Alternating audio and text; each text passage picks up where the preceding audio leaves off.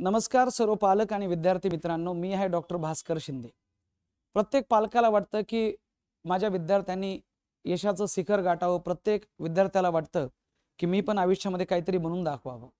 पण त्यासाठी जर का तुम्हाला लाईफमध्ये काही बनायचं असेल, तर तुम्हाला लाईफचा काही काळ एक झोन ऑफ सायलेन्समध्ये राहावं लागेल। जगातले जे महान व्यक्ती आहेत, मी समजा अल्बर्ट आइन्स्टाईन घ्या किंवा एम.एस. धोनी घ्या, विराट कोहली घ्या, सचिन तेंडुलकर घ्या, लता मंगेशकर घ्या, अमिताभ बच्चन घ्या, ह्या लोकांनी काही काळ आयुष्याचा ह्या झोन ऑफ सायलेन्समध्ये घातलेला आहे। तो काय आहे, काय कॉन्सेप्ट आहे, मी तुम्हाला समजून सांगतो।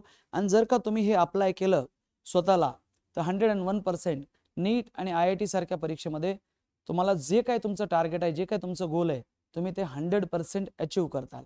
तर काय आहे, मी त्याबद्दल तुम्हाला सांगतो की प्रत्येक विद्यार्थ्याला आणि पालकांना सक्सेस पाहिजे आहे।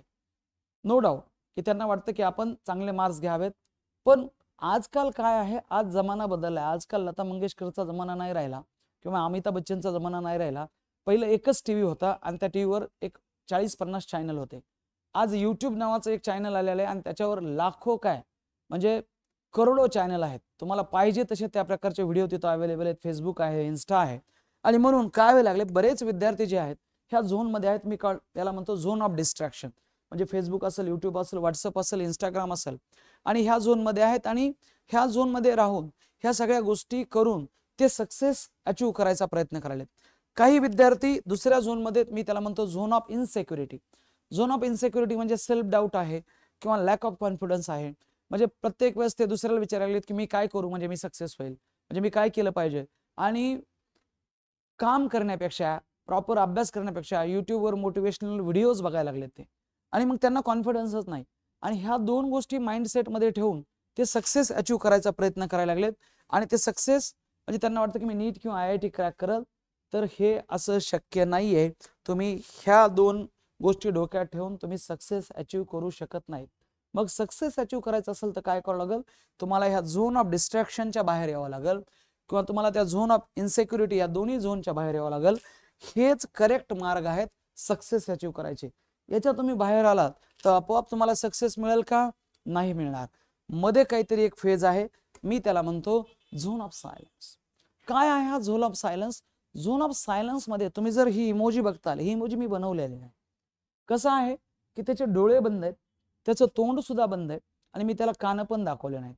म्हणजेच की ज्या नॉन प्रोडक्टिव्ह आणि रँडम गोष्टी आहेत, ज्या बिनकामाच्या गोष्टी आहेत, सध्याची जर परिस्थिती बघितली तर IPL आणि इलेक्शन लोकसभेचं, विद्यार्थ्याच्या दोन्ही पण गोष्टी कामाच्या नाहीत, पण विद्यार्थी तसं न करता त्याबद्दल सोबत खूप जास्त अटॅच झालेले आहेत। तर ह्या ज्या रँडम आणि नॉन प्रोडक्टिव्ह किंवा बिनकामाच्या गोष्टी आहेत, त्या बघायच्या नाहीत, त्या बोलायच्या नाहीत आणि त्या ऐकायच्या पण नाहीत। आणि ज्यावेळेस तुम्ही झोन ऑफ सायलेन्समध्ये आहात, तुमची मेन प्रायोरिटी हे तुमचं गोल असलं पाहिजे, तुमचं ध्येय असलं पाहिजे, त्यालाच तुम्ही प्राथमिकता दिली पाहिजे। बाकी सगळ्या गोष्टी सेकंडरी आहेत। हे जे मोठमोठे लिजेंडरी लोक आहेत, कधी काळी त्यांनी त्यांच्या ध्येयाला नंबर 1 प्रायोरिटी दिली होती, म्हणून आज ते त्या लेवलला आहेत। आज जर आपल्याला सक्सेस अचीव्ह करायचं आहे, आपल्याला IIT मध्ये जायचं आहे, आपल्याला एम्स मध्ये जायचं आहे, तर तुम्हाला येणारा काळ जे काही 2 वर्ष आहेत, 1 वर्ष आहे तुमच्या प्रिपरेशनचं, तुम्हाला ह्या बाकीच्या 2 झोनमधनं बाहेर निघून झोन ऑफ सायलेन्समध्ये राहावं लागेल। तिथं म्हणजे तुम्हाला स्वतःसोबत एकरूप व्हावं लागेल आणि तुम्हाला स्वतःला ध्येयासोबत अटॅच करून घ्यावं लागेल। आपोआप तुम्ही जर 2 वर्ष ह्या झोनमध्ये राहिलात तर तुम्ही सक्सेस अचीव्ह करू शकता। Thank you so much. Let's beat the NEET and IIT.